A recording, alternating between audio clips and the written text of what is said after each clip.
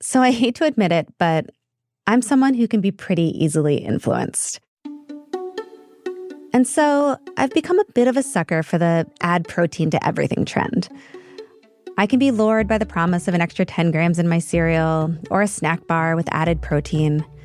And it's easier to find than ever because now there's protein being added to all kinds of unexpected things. Just the other day, Starbucks announced that you can now buy protein lattes. You can add protein-infused foam to your drinks. That's Anahad O'Connor, a health columnist who writes about nutrition here at The Post. So you go to the supermarket, there's protein pancakes and waffles and muffins. He and I sat down recently to discuss this diet trend. Because despite my constant protein chasing, I hadn't really stopped to think about why added protein is everywhere or how much we really need. Anahad says I'm not alone. A lot of people have bought into this protein mania, and they might just be getting it wrong. Research has shown the benefits of eating protein, but I think, and most experts have told me this, that we're going overboard. From the newsroom of The Washington Post, this is Post Reports. I'm Colby Ekowitz. It's Tuesday, November 4th. Today, we do a deep dive into the protein craze. Anahad breaks down how much protein we actually need to eat and the best ways to incorporate this important nutrient into our diets.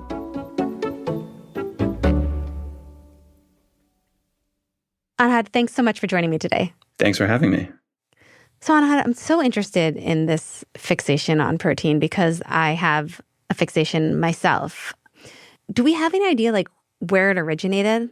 So I think it goes back many decades, certainly at least as far back as the 50s and 60s and 70s to the very iconic bodybuilders like Arnold Schwarzenegger who were promoting, high meat diets and high protein diets. Big steak, scrambled eggs, 6 eggs over each. And you can hear Schwarzenegger and other bodybuilders talking about this in a documentary called Raw Iron. The big steak, and I want a tuna omelet. and a tuna omelet. Yeah. Oh, look what he's eating. He's eating 3 hamburgers in one shot. Oh, God, well, who are these gladiators? And it's just continued to evolve and progress over the years. And nowadays, if you listen to most of the big health and wellness influencers, they are promoting high protein intake. Folks like Andrew Huberman and others. What would be the amount of protein that you would have everybody eat? That's actually an easy question. 1 gram per pound, ideal body weight. Total body weight, not... Talk about the benefits of eating protein and how if you're not eating enough protein, you could be losing muscle mass day by day. The evidence is also very clear that a more protein-forward diet optimizes body composition. And you combine that with resistance training. And as someone who covers nutrition, I've spent a lot of time writing about the research on low-carb diets, on low-fat diets, on low-calorie diets, all these things that we're eating too much of. But protein is this nutrient that's so good for us. It has so many benefits.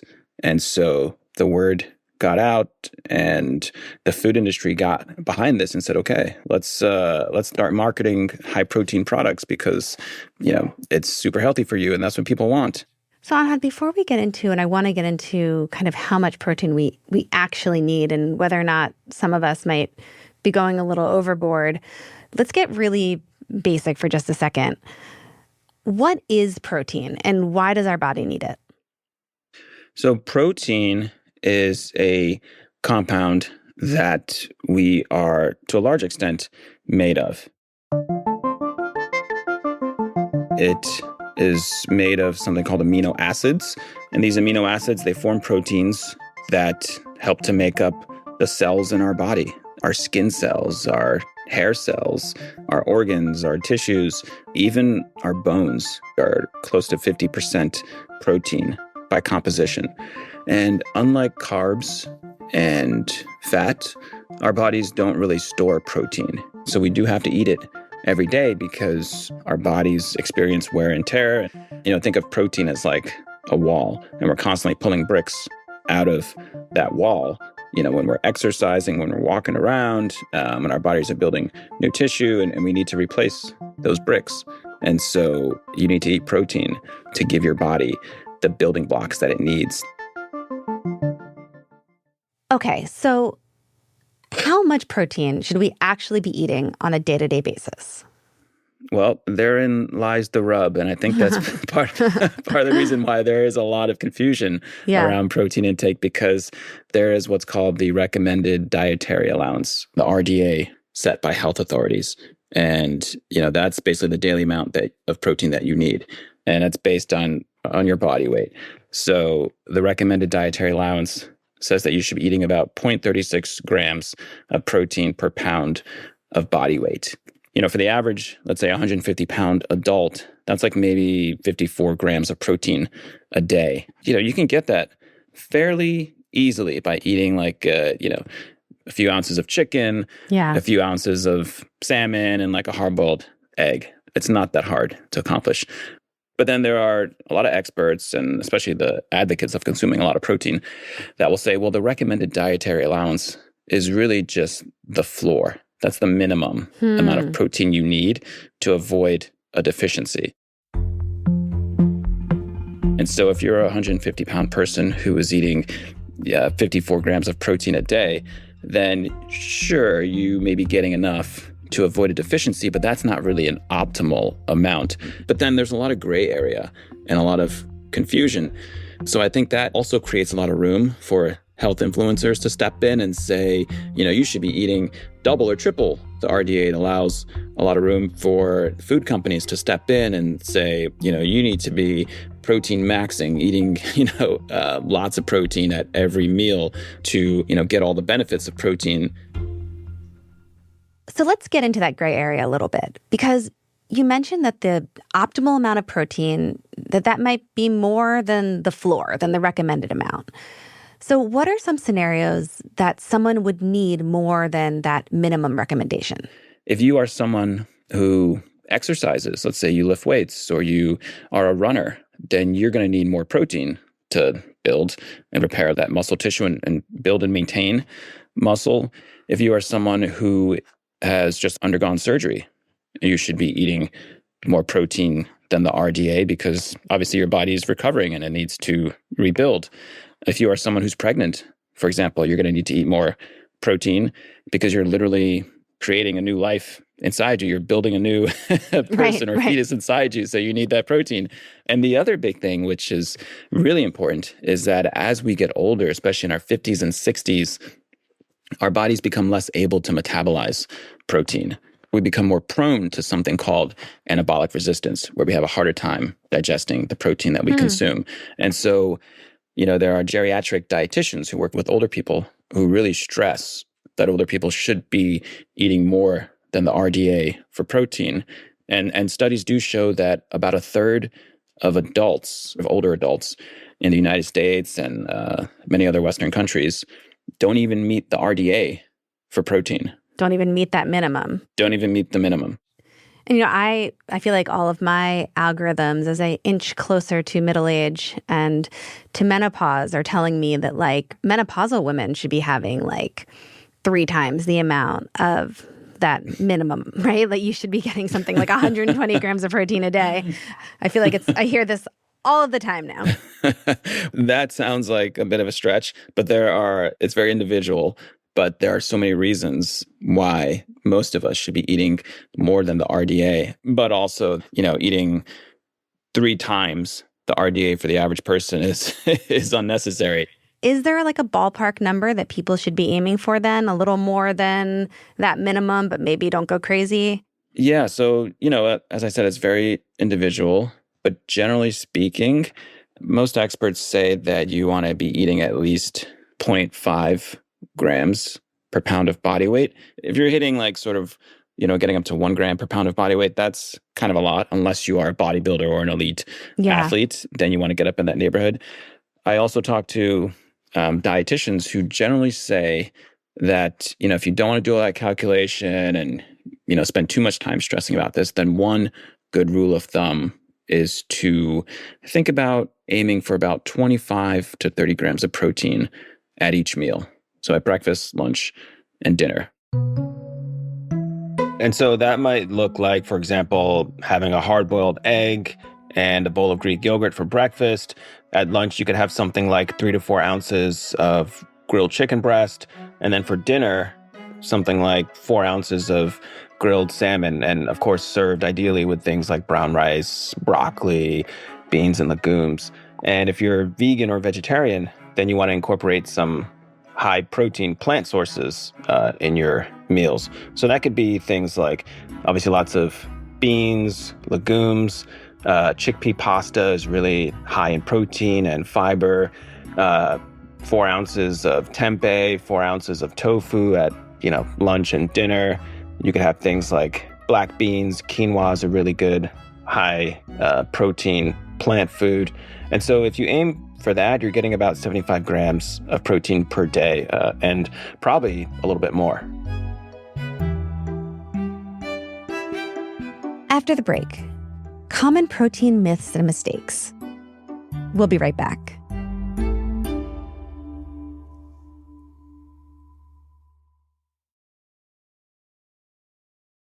When you talk about protein and getting more protein into your diet, what are some mistakes that you see people making when it comes to trying to get more protein?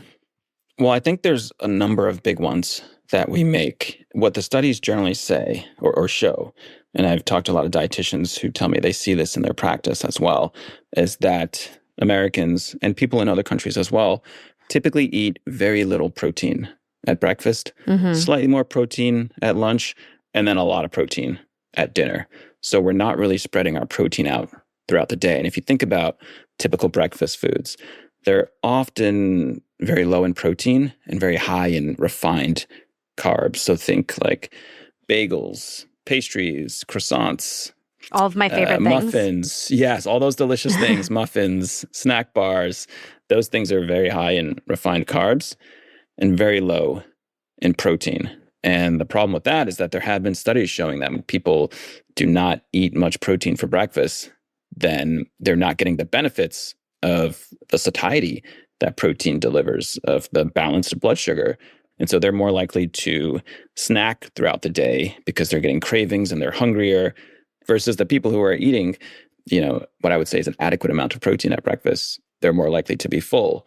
They're better able to make smart, healthy decisions of what they're going to eat because they're not struggling with cravings and just looking for a quick fix.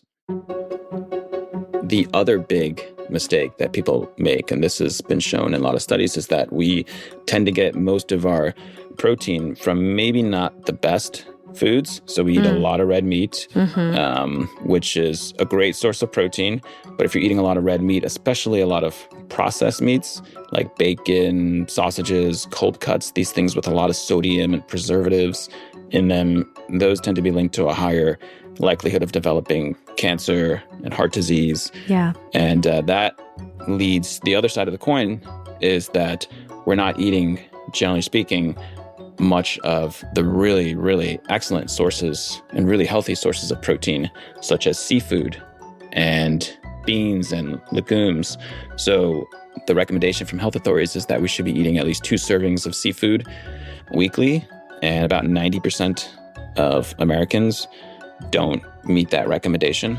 And then we're also not eating enough plant proteins. We're not eating enough beans and lentils and chickpeas. These things are high in protein, but they're also really high in fiber. When we eat fiber, it helps our bodies naturally produce GLP-1, which most people are familiar with this compound now because there are drugs that mimic the action of GLP-1 in the body. And we know that helps to promote satiety and reduce people's appetites and help with weight loss and has all these really great health benefits. We can naturally produce GLP-1, and typically our bodies produce it in response to eating fiber. Sanjad, let me ask you, because I will often, in the morning, I will reach for a protein bar and I will feel virtuous because I've gotten whatever, the 12 grams of protein that's in the bar, which is less than the 25 that you say that I should be having. And my 7-year-old daughter, she's an incredibly picky eater. I buy her this pasta that has added protein in it. I think it has pea protein in it or something. So I'm wondering what you think about this trend of incorporating protein-boosted foods. I'm sure you're going to say that it's better to be getting it from real foods, from whole foods, than from getting it from artificial foods. But in the absence of getting my daughter to eat a piece of salmon, is it important that I'm getting her foods that at least are boosted with protein? Well, I mean, you're absolutely right that we should be prioritizing protein from real food. But I also know that, I'm a parent myself. I have a 6.5-year-old boy, and I have a daughter who just turned 4, and she's an amazing little girl, but she is kind of picky about her food, like a lot of kids that age. And it can be hard as a parent. I buy these relatively nutritious waffles from the freezer section at my local grocery store that are protein waffles. Yeah. And she likes those. So some days we'll give that to her for breakfast. And I'm like, okay, it's a waffle. She shouldn't be having just that for breakfast. It's not the ideal breakfast. But if she's having milk and she's having maybe some fruit and then she has some protein waffle, like, okay, like she's got enough nutrition, I think, to start the day. So I think you shouldn't feel guilty about that. And if that's what it takes to get your kid to eat enough protein, then, we do the best that we can as parents. That does make me feel better, because I feel like when given the choice between like a regular waffle and a waffle with some protein in it, you can feel maybe a little bit better about giving the protein waffle as opposed to just a regular waffle. Absolutely. And I still look at the nutrition facts. I want to make sure, a lot of things, are hyping how much protein they contain. But you also want to be, careful that you're not giving your kid lots of foods that say, high protein, but then you flip over the packaging and look at the nutrition facts, and it's also really high in added sugars or really high in saturated fat or super high in calories, or it has all these chemical ingredients that you don't recognize and that maybe are not so great for your kid, like emulsifiers and artificial sweeteners. And so I think we just have to be a little careful and say, okay, I'm not going to just give my kid, these protein-infused products, but it's okay to include some in their diet. It is kind of wild.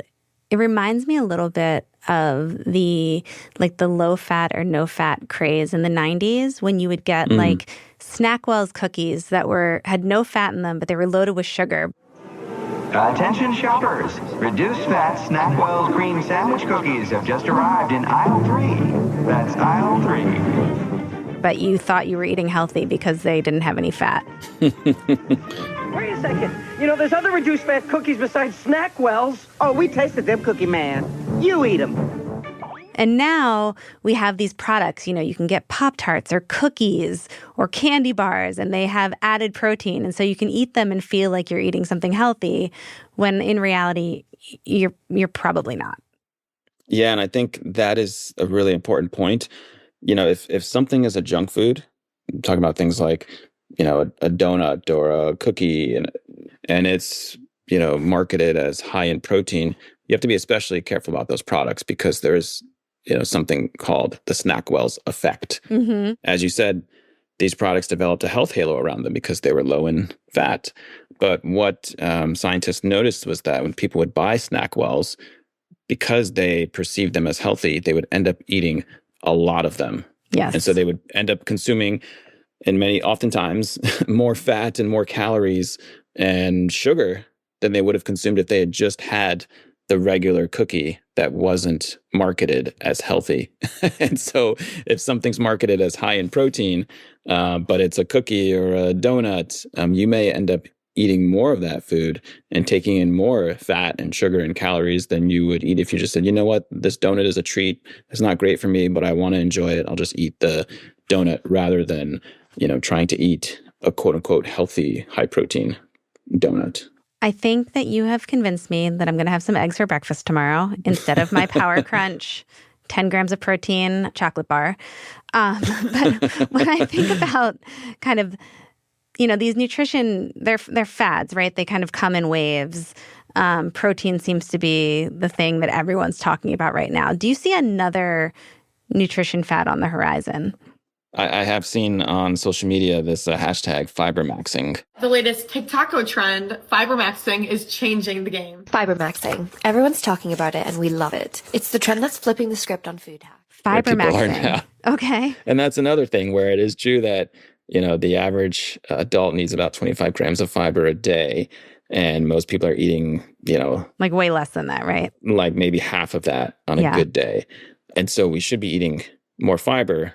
And you should be doing that by adding more fruits and vegetables and plants and maybe some whole grains to your diet. But if you just go from eating, 8 grams of fiber a day to 30 or 40 grams of fiber a day, that's that's going to have some side effects, gas and bloating and indigestion. So you need to do that gradually. But yeah, maybe we can do another podcast on that when we start seeing companies, selling coffee with extra fiber. Perfect. We'll do a fiber maxing episode. Fiber lattes. Fiber lattes. When fiber lattes become a thing, then we know it's time to to get together again. Let's talk about fiber. Awesome. Well, Anahad, thank you so much for coming on. I really appreciate it. Thank you so much. It was great talking to you. Anahad O'Connor is a health columnist who writes about food and nutrition for the Washington Post's well-being desk. That's it for Post Reports. Thanks for listening. So we talked about protein today, but there are important elections happening around the country. You can follow the results all night at WashingtonPost.com. And we'll have a robust post-election discussion on Post Reports tomorrow. Today's show was produced by Laura Benshoff. It was mixed by Sam Baer and edited by Ariel Plotnick. Thanks to editor Emily Kotick. I'm Colby Ickowitz. We'll be back tomorrow with more stories from the Washington Post.